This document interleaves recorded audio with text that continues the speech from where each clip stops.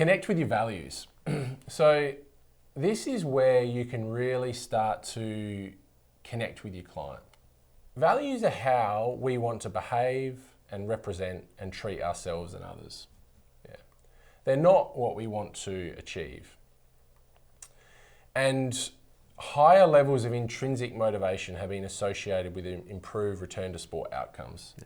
So this is like the how in terms of you really connecting with your client and really, more importantly, helping them connect with themselves so that they can internally drive themselves through this challenging journey. Yeah.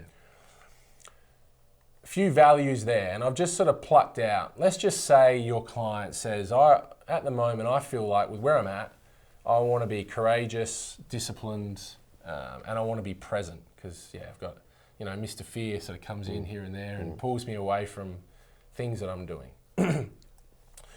And you can see this here. This little diagram here is the choice point, and this comes from acceptance and commitment therapy, which is another theory I would encourage you to learn about if you can.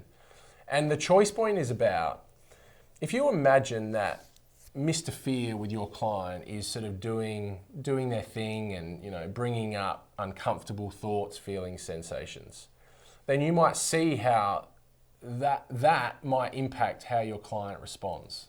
So, will they move to the left in a way that, isn't behaving in a way they would like to be? They're not being disciplined. They're not doing every session like they would like to. Or are they able to find a way to, when times are tough, are they able to still see those values in front of them?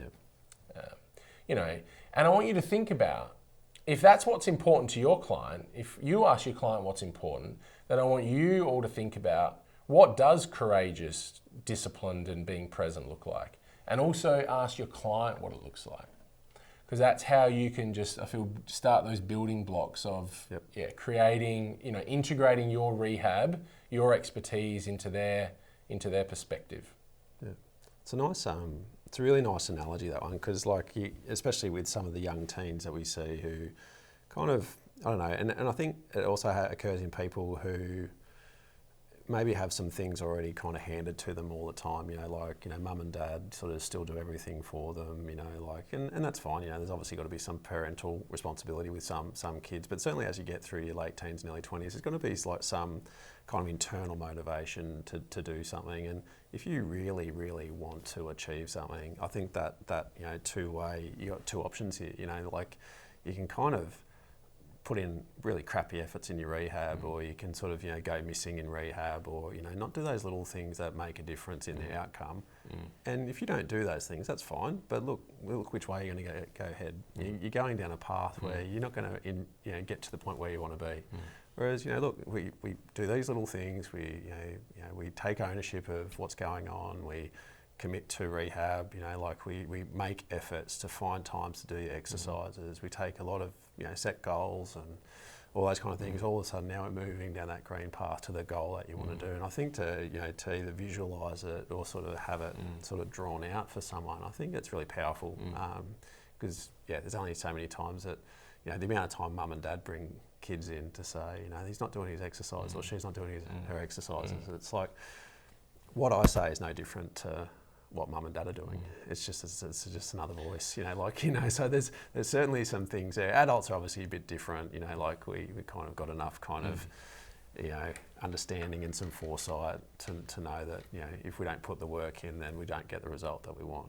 Most of us do anyway. But the kind of younger demographic, there's certainly something different there, but it's got to come from within. And I think that ties in really nicely to you talking earlier about the athlete who's had 2 ACLs and when younger and older. And young people, in terms of their development as a human, and when they're in that young sort of adulthood, their sense of self and identity is going through a lot of change. And I think, that a part of that is, and healthy development is them learning these sort of skills of, what is important to me? Yep. What is my journey? And if, say you've had a young client who's had parents that really influence them a lot, I think you could see how those are the clients that might find it harder to connect intrinsically. Yep. And they might be thinking, what will mum say or dad say? Yep.